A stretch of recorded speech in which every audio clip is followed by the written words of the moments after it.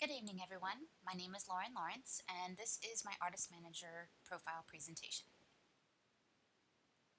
My subject for this presentation is Malcolm McLaren, former manager for the Sex Pistols and other less well-known acts, disruptor of the peace, and a musician in his own right.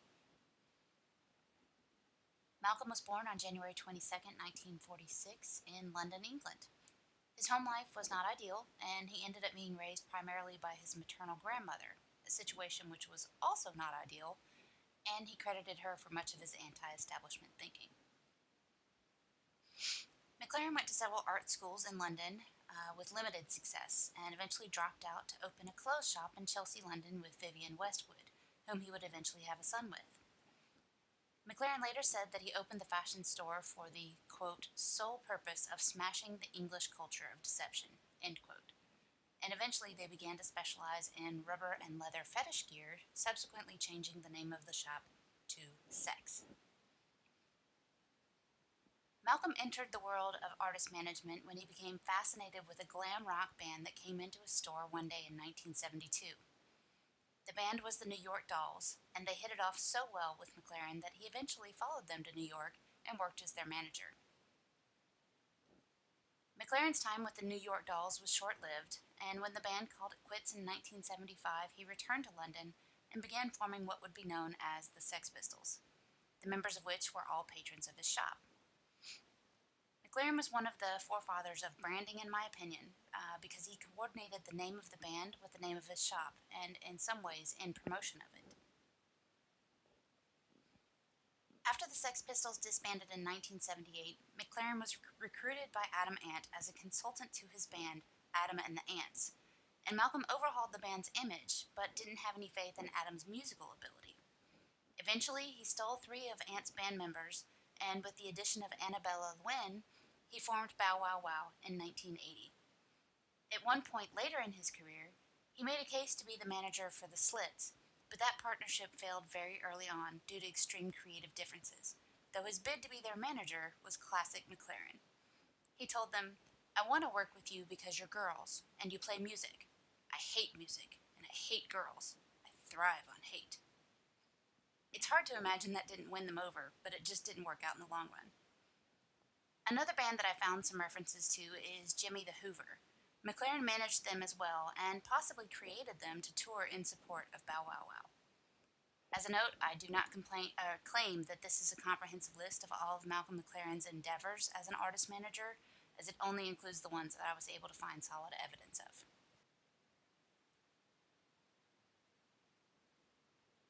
Malcolm McLaren was an anarchist, or at least he wanted everyone to believe that he was, and his management style was to be as disruptive as he could possibly be. It's in my opinion that he used the Sex Pistols as an instrument for his disruptive tendencies, more than he managed them for their good as artists, or with any intention to promote the longevity of their careers.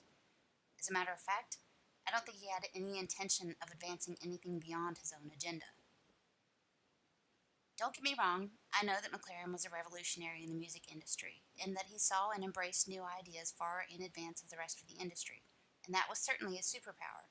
But the volatile nature of his management style did not lend him toward a business model that would sustain itself. Nor did he want it to. The good thing about McLaren is that he knew exactly what image he was trying to create with the Sex Pistols, and he was relentless in his search for it. He believed that the world needed the antithesis of the clean-cut, handsome Bay City rollers and bands like them, even if the world didn't know that they needed it. And he created that with the Sex Pistols. He constantly pushed boundaries, set them on fire, really, and this created notoriety for the Sex Pistols that they would never have been able to establish so quickly on their own, and which still exists today, despite their brief time in the limelight. The bad thing about McLaren is that he didn't make decisions with the artists in mind, and he pursued his own agenda in all things. For a time, that worked out to the benefit of the Pistols, but they eventually fell apart in 1978, a mere 3 years after they were formed. I think you have to call it a failure as an artist manager when your artist sues you not once, but twice, due to the way that they were treated during your tenure. Obviously, there are cases where the artist is being dramatic and reactive, but from what I can derive from news articles and eventual rulings by the court, the Pistols were well within their rights to sue.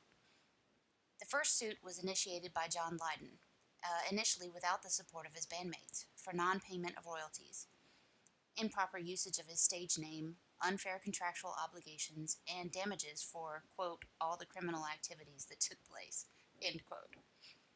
The second time, the former bandmates were united in suing McLaren for non payment of royalties and other grievances, and they were awarded nearly $1.5 million in damages and control of the band's heritage, among other things. I do think that McLaren was a genius and a revolutionary, and a lot of what we love about music today can be traced back to the disruptive effect that he had on the music industry. But I also think that this made him a bad manager. He had no regard for his artists, and not because he was in it to get himself rich, but because he had a plan to shake everything on its end, and he didn't care about the rest. All in all, I think McLaren was good for music, but bad for the Sex Pistols. After McLaren's passing, John Taylor of Duran Duran had this to say: "Before Malcolm, being a musician in England meant that you had to read music and clock up on years of dues and motorway miles, hours of practice, and play interminable solos whenever possible. Malcolm's attitude changed everything. Without him, no punk rock revolution, no anarchy in the UK, no Nevermind the Bollocks, no Sex Pistols, no Clash. He was a true artist and a continual restless source of inspiration. There will never be anyone quite like him again." I think it is extremely important, especially as an artist that is just beginning their career, to define that which sets you apart from everyone else in the industry. McLaren had a knack for declaring what would set an act apart, and I think that served him well in some respects. But I think the greater lesson here is not to devise a gimmick for an artist, but actually discover something about them that is genuine and will help them stand out in the crowd. We are all unique individuals, no two of us exactly alike, so there must be something different about each artist as well, and it's up to us as managers to figure out what that is and make it a prominent part of the band's image. As for how to do that, I think it all starts with the band themselves. No one is more familiar with their individual talents, gifts, and idiosyncrasies than they themselves are. So that's ground zero. It's our job to then help them determine which things are definers. I found it really interesting that, despite his dismal school career, McLaren credited one of his former teachers with giving him the advice that would fuel his career. That teacher told him this: "We will all be failures, but at least be a magnificent, noble failure. Anyone can be a benign success." I think we should all be magnificent, noble failures from time to time. I think it's good for the soul. Thank you so much for watching. Have a good night.